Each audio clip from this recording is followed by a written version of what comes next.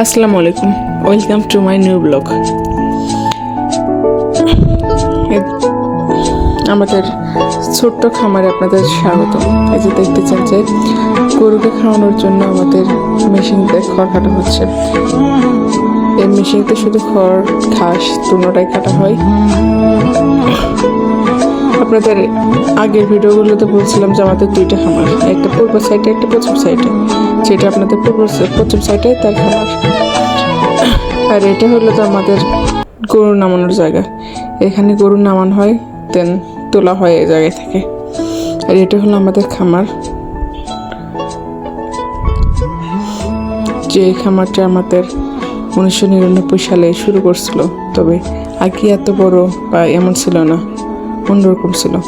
আর গরু দেখেন, এটা দারুণ সুন্দর, একদম হলস্টাইন ফ্রিজিয়ান গাভী। সবচেয়ে মজার বিষয় হলো এই গরুর পুট হইল 5টা, সাধারণত 4টে থাকে, এটা হইল 5টা, একটা বেশি।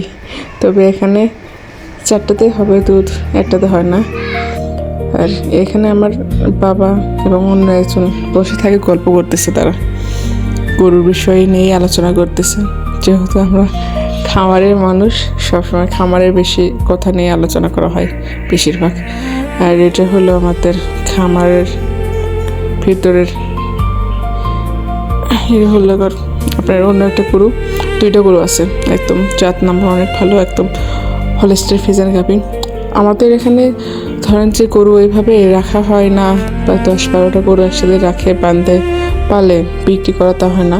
আমাদের প্রতিদিন গরু নেশা হয় এবং প্রতিদিনই বিক্রি করা হয়। সে হিসেবে গরু তেমন একটা নাই, বিক্রি করা হয়েছে। আর এই সাইডে দেখতেছেন এগুলো সব লোকের আপনার গরু, বকনা গরু, এগুলো বিক্রি করা হবে। একটু চেক কাপ হলে বা নামাগাবি হলে এগুলো সব বিক্রি করে দেওয়া হবে ইনশাল্লাহ। দেখেন যে এগুলো রাখা হয়েছে, 3টে রাখা হয়েছে। আপনার একটু নামাগাপ হলে তখন এগুলো যদি এখন বিক্রি করেন তাও আপনার 3 লাখ প্লাস হবে। যারা নতুন খামারি হতে চাচ্ছেন, আমি বলবো যে আপনারা এরকম বকনা ভালো জাতের গরু দিয়ে শুরু করেন, কারণ এগুলোতে একদম ভালো মানের প্রফিট পাওয়া যায়। আর আমার ভিডিও যদি আপনাদের ভালো লাগে তবে অবশ্যই লাইক, কমেন্ট, শেয়ার করবেন।